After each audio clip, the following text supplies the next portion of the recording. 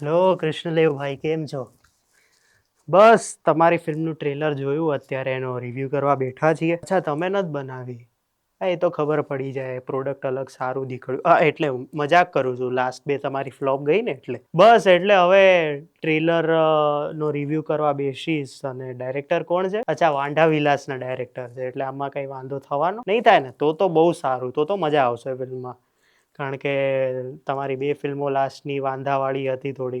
Sorry વારે વારે નહીં લાવું વચ્ચે.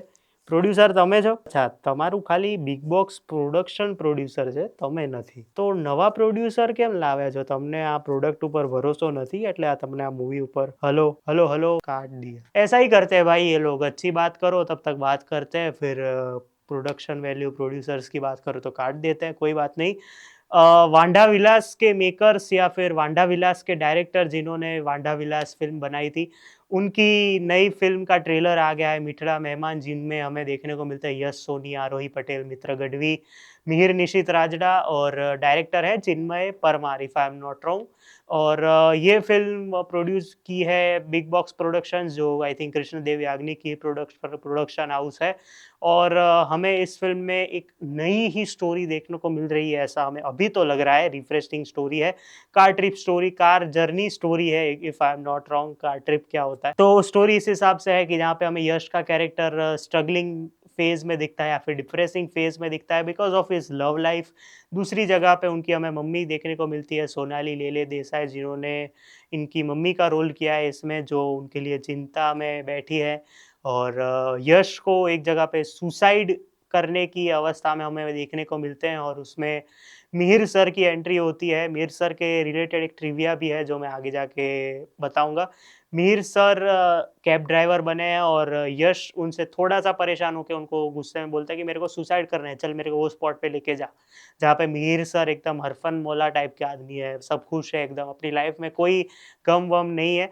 और एक सीन में उनके बाद एक आरोही का सीन आता है जहाँ पे हमें पता चलता है कि उनका जो कैरेक्टर है उनकी गाड़ी खराब हो गई और वो लिफ्ट लेती है तो उनको लिफ्ट मिलती है. अगर यश को कोई प्रॉब्लम ना हो, यश को कोई प्रॉब्लम ही नहीं होती है, उसकी वजह से उनको लिफ्ट मिलती है. और उसके बाद हमें पता चलता है कि मित्र गढ़वी की ये एंट्री होती है जहाँ पे वो बताता है कि आगे कोई भी ट्रेन स्टेशन, बस स्टेशन जो भी हो वहाँ पे मेरे को उतार देना, मैं उतर जाऊँगा.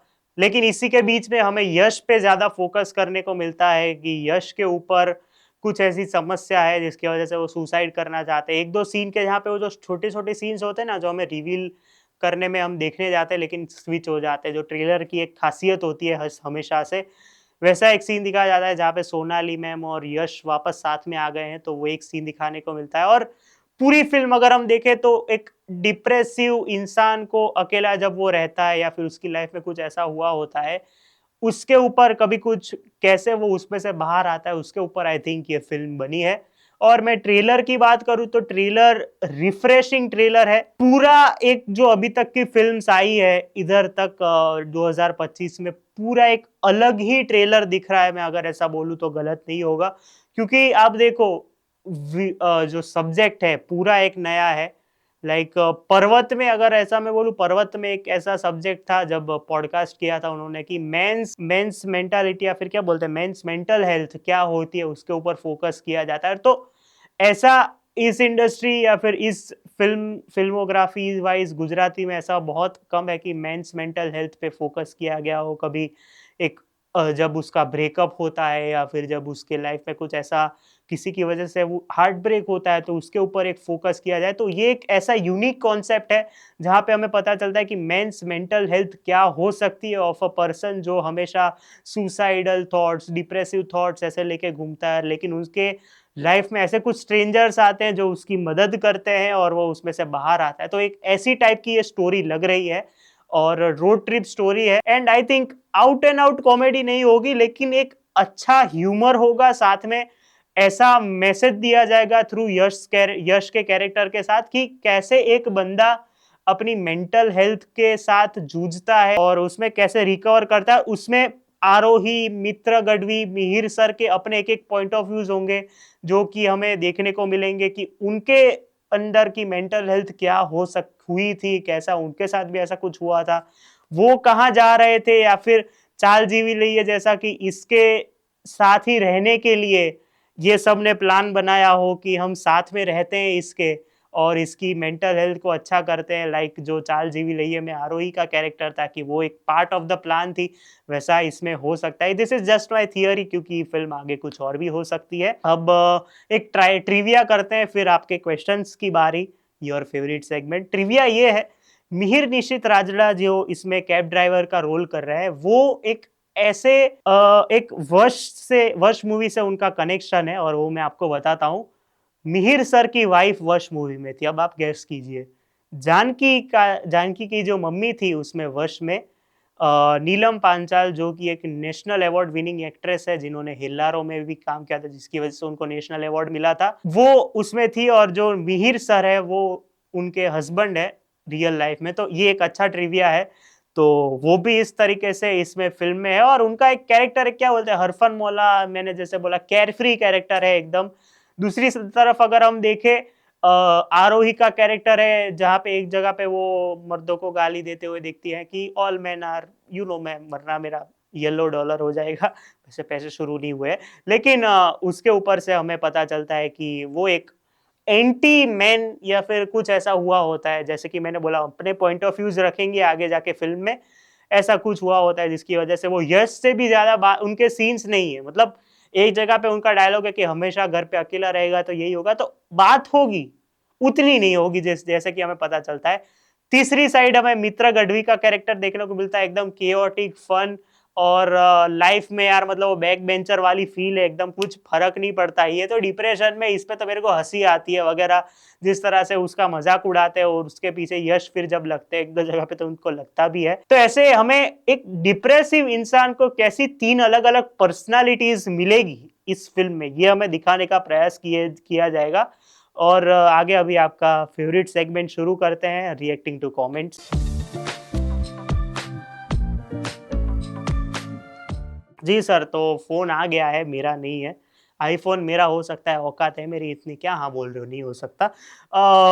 कमेंट, पहली कमेंट है और आज सबसे बढ़िया बात यह है कि मेरे पे कोई ट्रोल पोस्ट नहीं आई है, मेरे ऊपर किसी ने कोई कमेंट नहीं की है, सारी फिल्मों के रिलेटेड कमेंट आई है। पहली कमेंट ये है मल्हार ठाकर फैन क्लब से कि सीएसके तो हार गई, तू अब छोड़ दे वो बुड्ढे को सपोर्ट करना। ये इसमें क्यों आया है? मैं एक तो बीच में ऐसी तारीफ कर देता हूँ ना कि फिल्म की कमेंट आई है फिल्म की, तो इसमें ऐसे ट्रोल पोस्ट आ जाती है, भाई सीएसके हार गई अभी इस पे, अरे मैं भी पागल हूँ, इसको जवाब दे रहा हूँ। भाई अच्छी कमेंट करो ना यार प्लीज। दूसरी कमेंट आई है सिटॉक्स फैन क्लब, ये कब खुला मेरे को भी पूछना पड़ेगा। दैट इज वाई सिटॉक्स इज बेटर, क्योंकि आप लोग सिर्फ गलत फिल्मों को ही गलत गलत बोलते रहते हो। आप लोग मतलब क्या, मैं बेटा हूँ उनका, मैं आप में नहीं, मैं एक में ही आता हूँ। और बेटर है तो है, अभी क्या कर सकते हैं, ज्यादा बोलूंगा तो फिर विवाद हो जाएगा, मेरे को घर से निकाल, हाँ मतलब वही बात है। Why is Krishnadev Yagnik not producing his this film, because उनका प्रोडक्शन हाउस तो उनका ही है, लेकिन he is not producing his film, या फिर उनको इनकी प्रोडक्ट पे भरोसा नहीं है। ऐसा नहीं हो सकता, जब बिग बॉक्स सीरीज का ही नाम जुड़ गया है एक तरीके से कि कृष्णदेव याग्निक की कंपनी है, जैसे वैशल सर की जैनॉक फिल्म्स है, वैसे कृष्णदेव सर की ये बिग बॉक्स है।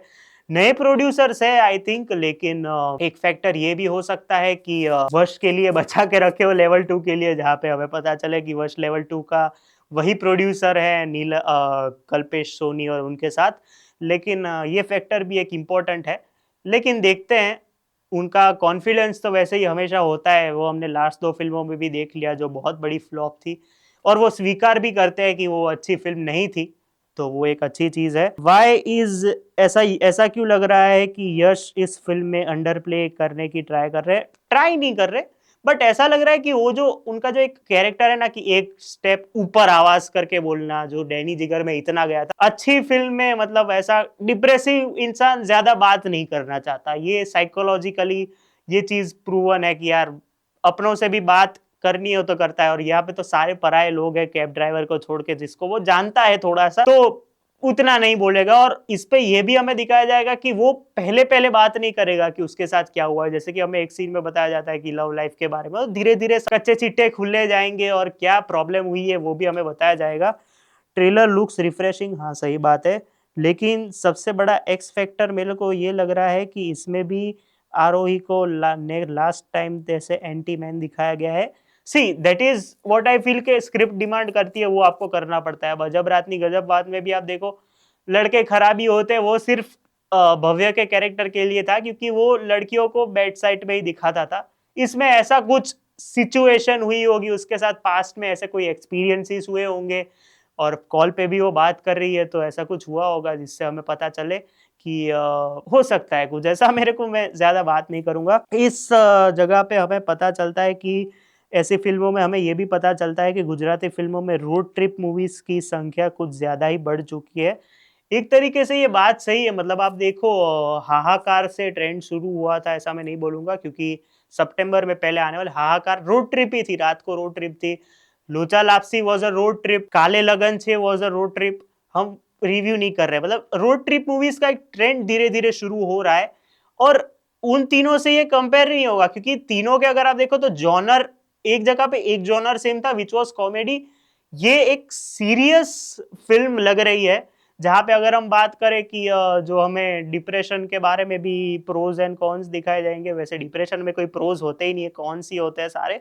तो उस पे ऊपर बात की जाएगी। और पूरी आप देखो ना, फिल्म के ट्रेलर में सबसे बढ़िया चीज है कि कैमरा शॉट्स बहुत बढ़िया है, जिसके लिए मैं इनके डीओपी को थैंक यू करूंगा कि जो बहुत बढ़िया लग रहे हैं camera shots. Plus cinematography wise जो ड्रोन से शॉट्स लिए गए हैं, लॉन्ग शॉट्स है जहां पे गाड़ी जाते हुए हमें देखने को मिलती है, विच इज गुड। तो ऐसा हमें देखने को कहीं पे भी नहीं लगता कि बहुत ही ज्यादा सीरियस हो रही है फिल्म। रोड ट्रिप वाइज पूरी फिल्म शायद रोड ट्रिप पे ही चलेगी, लोग नए नए लोकेशंस पे जाएंगे, एक्सप्लोर करेंगे, वही चीज होगी।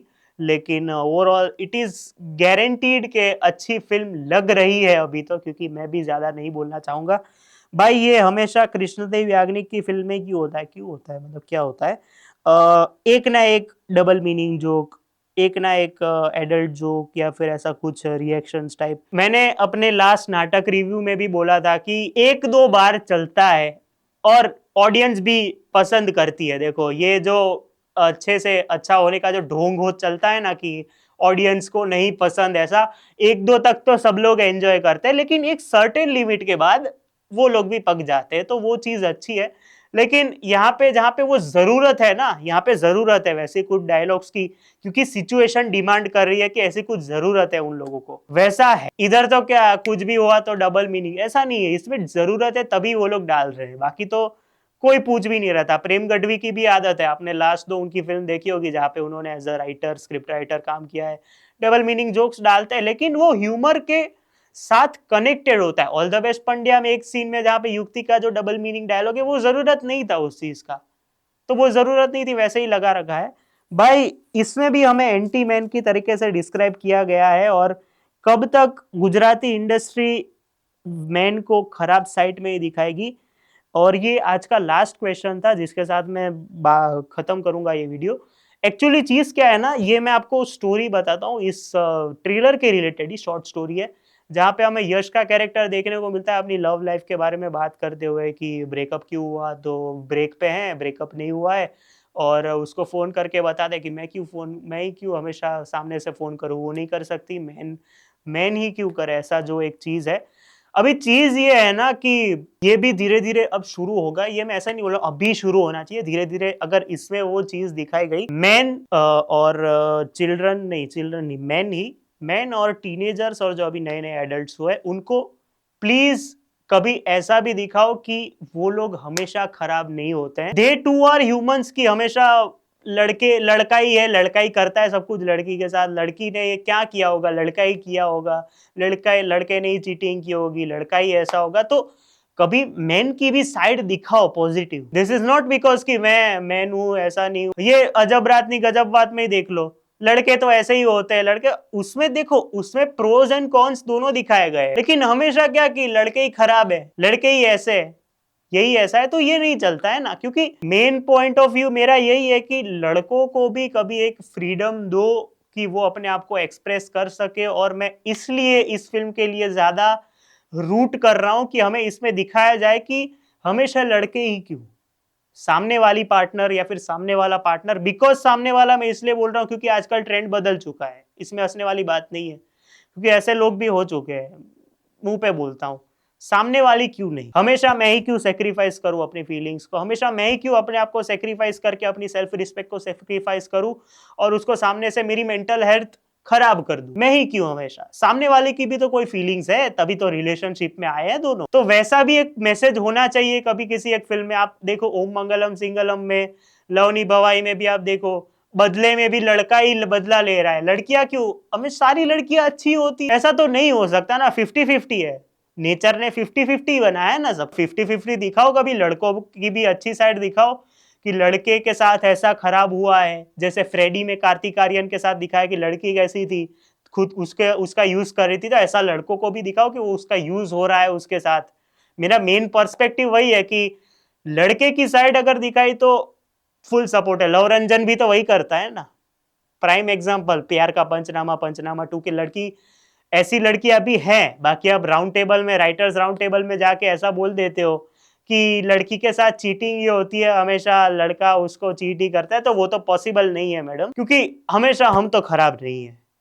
एंड मेन पर्सपेक्टिव जिसके साथ में मैं ये वीडियो एंड करूंगा, मिठड़ा मेहमान में हमें आई एम एक्सपेक्टिंग के जो मेन पर्सपेक्टिव इसमें होने वाला है वो एक डिप्रेसिव आदमी के साथ जिस तरह से 3 लोग जुड़ते हैं, they talk about love, they talk about relationships, they talk about how men are treated badly, this because we are treated badly right now as in situations, victim card play करके कोई भी बोल सकता है। सो मिठड़ा मेहमान में ये एक चीज हो सकती है कि हमें लड़कों की साइड दिखाई जाए कि यश का जो डायलॉग है वही जस्टिफाई करता है कि वाई ऑलवेज मेन, लड़कियों को भी बोलो।